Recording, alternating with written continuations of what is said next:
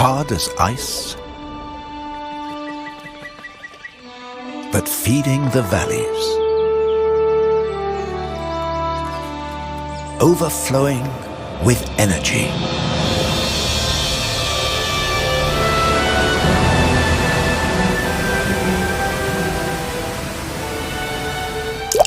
Perfect in miniature.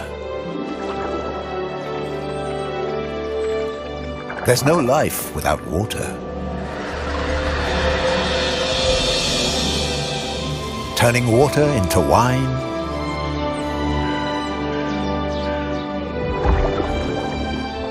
moving the load,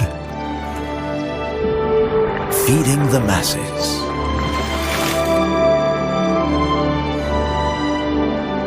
Water is power, electrifying,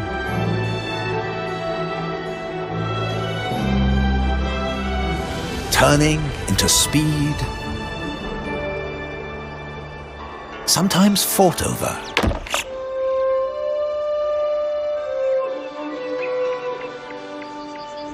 Seeking Austria through its water, the element that has shaped her like no other.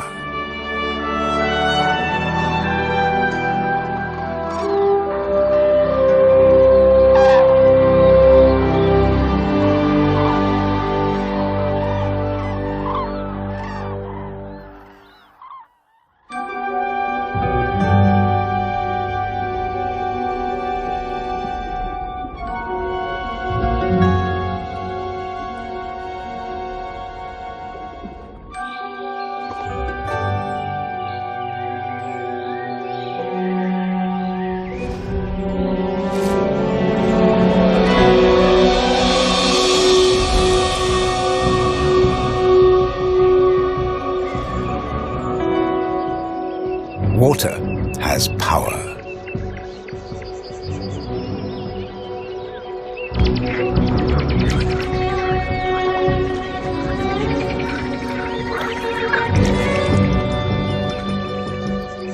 Even when at rest.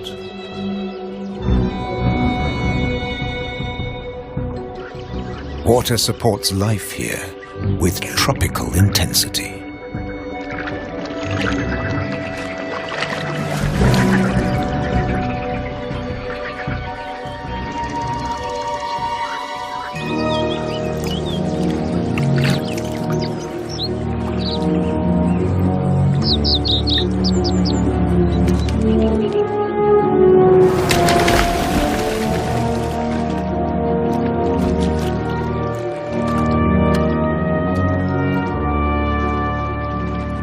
But as in the tropics, these forest habitats are shrinking.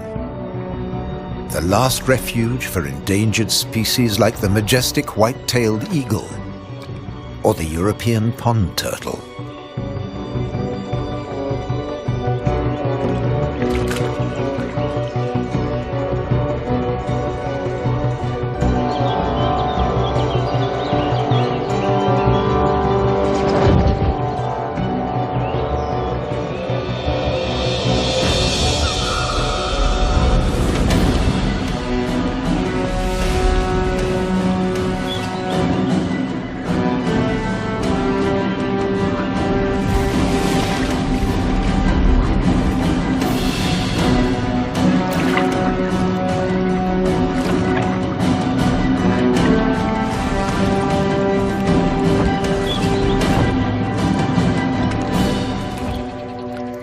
Yet this wilderness has survived at the very gates of a capital city.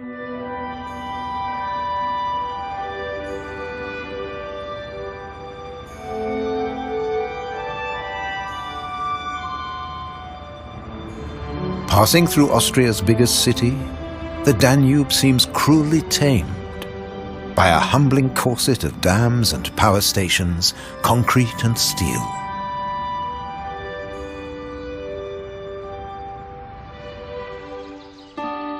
But downstream to the east, she can open out into the Donauauen National Park.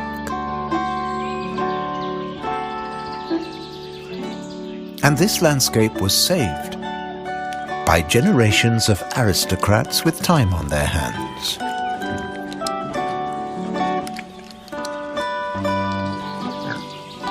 These were the great imperial hunting grounds.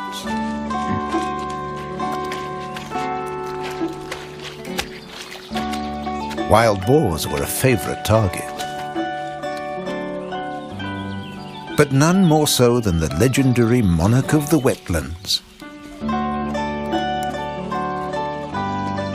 the stag.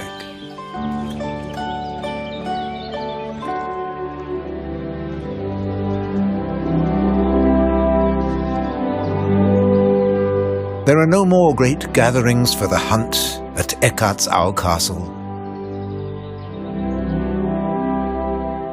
The eagles only just survived, but now they're protected. The national park has saved the national bird.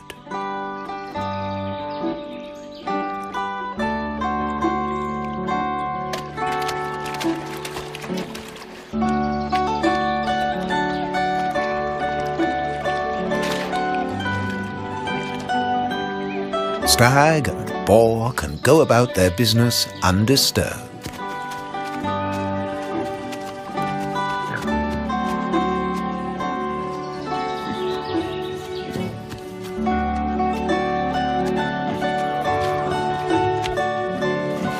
But there's a bigger story here the animals will never know. These lowland forests were made by the mountains.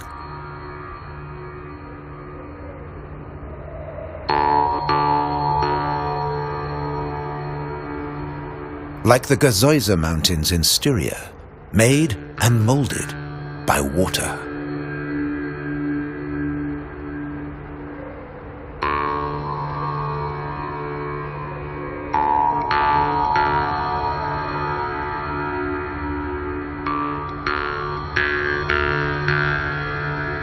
Mesmerizing peaks, pared down to essentials.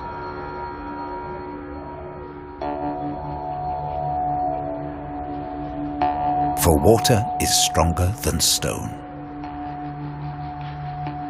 Water always wins.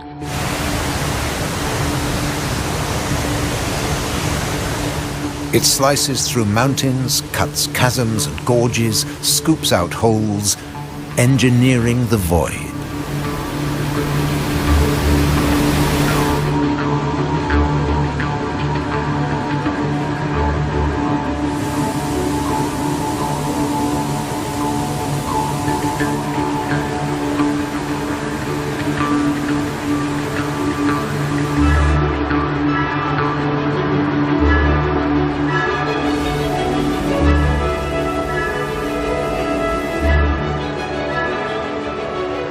Streams, merging into mountain rivers, moving downstream, finding their way to the Danube.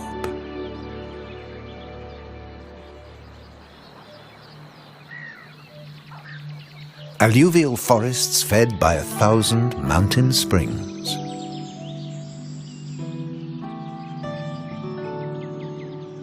Hard to believe this place sees regular floods.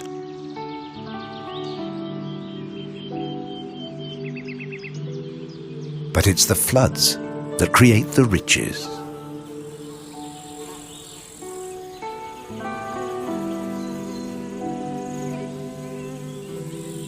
The cycle of seasonal growth, sustained through the ages. An old oak in the national park has seen many visitors in its time.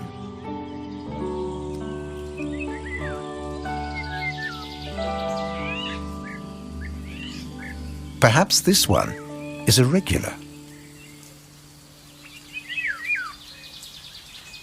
The golden oriole has flown all the way from Madagascar to the Danube wetlands to breed.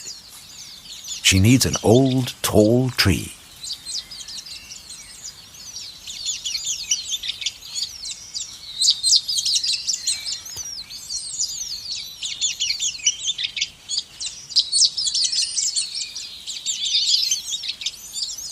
She won't stay long.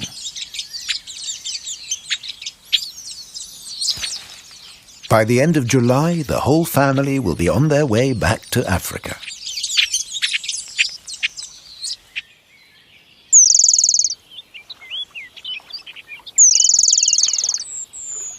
The pendulin tit gathers up the bulrush's fluffy airborne seeds.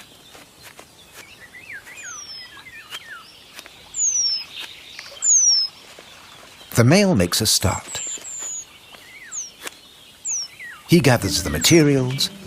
The female oversees design and construction.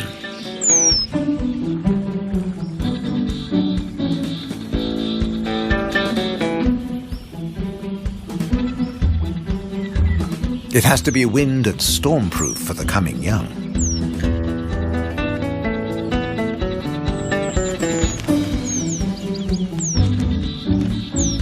If the bill's going well, the male may start another nest to attract a second female.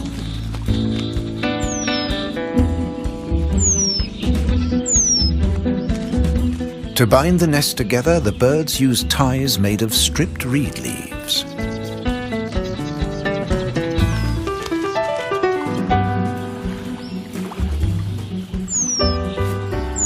These birds will never take back a nest from last year, but they'll recycle everything, however tough the job.